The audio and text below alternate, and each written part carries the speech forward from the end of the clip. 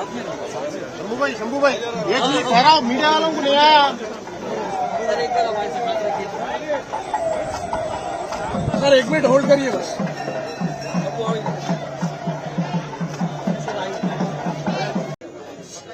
ना फोन दिया ना प्लीज, ना फोन दिया ना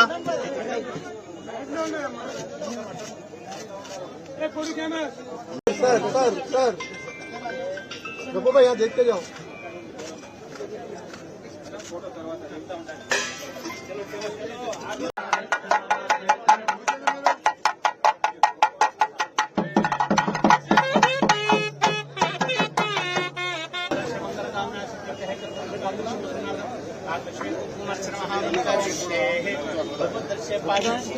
అందరికీ బోనాల పండుగ సందర్భంగా మా అక్క చెల్లెలకు అన్నదమ్ములకు ముఖ్యంగా తెలంగాణ ఆడబిడ్డలకు అందరూ కూడా బోనాల పండుగ శుభాకాంక్షలు.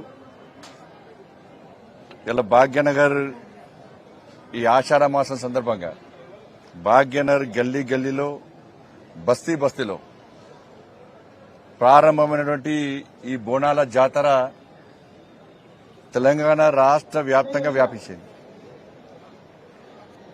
తెలంగాణ రాష్ట్ర వ్యాప్తంగా కూడా ఇలా బోనాల పండుగను ఒక భక్తియుత ధార్మిక వాతావరణంలో నిర్వహించుకుంటా ఉన్నారు. భాగ్యనగర్లో కూడా ఒక పండుగ వాతావరణం. అన్ని కుటుంబాలు కలిసి ఒక బస్తీలో సామూహికంగా ఆ తల్లికి బోనం సమర్పించడం, మన కష్టాలు తీరుతాయని చెప్పి ఒక విశ్వాసం, నమ్మకం ఇలా హిందూ సమాజం లోపల, హిందూ భక్తుల లోపల ఉంది. కాబట్టే ఇవాళ ఈ పండుగ వాతావరణం నెలకొంది. ఇలా బోనం అంటే అమ్మవారికి నైవేద్యం. అమ్మవారికి నైవేద్యం సమర్పిస్తే ఇవాళ కష్టాలు తీరుతాయని చెప్పి ఒక నమ్మకం, విశ్వాసం.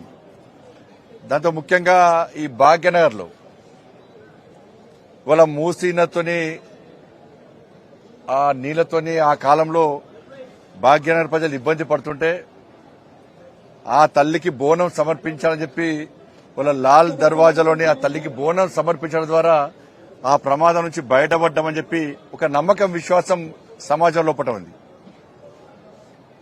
ప్లేగు వ్యాధితోని భాగ్యనగరం అంతా ఇబ్బంది పడుతుంటే ఆ తల్లికి బోనం సమర్పిస్తే ఈ అంటువ్యాధి నుంచి బయటపడతామని చెప్పి అప్పుడున్న జవాన్లు, ఆర్మీ జవాన్లు, సామాన్య ప్రజలందరూ కూడా ఆ తల్లికి బోనం సమర్పిస్తే ఈ అంటువ్యాధి నుంచి బయటపడతామని చెప్పి ఒక నమ్మకం, విశ్వాసంతో సికింద్రాబాద్ అమ్మవారి యొక్క దేవాలయంలో బోనం సమర్పించడం జరిగింది. దీంతో పాటు ఒక సైంటిఫిక్ రీజన్ కూడా ఉంది. ఆ బోనానికి చుట్టూ పసుపు రాయడము, వేపావు కట్టడము, దీని ద్వారా బ్యాక్టీరియా, వైరస్ నుంచి మనం కాపాడగలుగుతామని చెప్పి ఒక విషయం కూడా మనం గమనించాల్సిన అవసరం ఉంటుంది. మరి ఇటువంటి పరిస్థితుల్లో ఇవాళ భాగ్యనగరం అంతా కూడా ఇలా బోనాల జాతర జరుగుతున్నది. అనేక జిల్లాలో గల్లీ గల్లీలో కూడా గ్రామాల వారిగా, కుల సంఘాల వారిగా బోనాల జాతర జరుగుతున్నది. ఒక మంచి వాతావరణం జరుగుతున్నది. కాబట్టి ఈ బోనాల పండుగ సందర్భంగా, జాతర సందర్భంగా ఆ అమ్మవారు ప్రజలను కాపాడాలని చెప్పి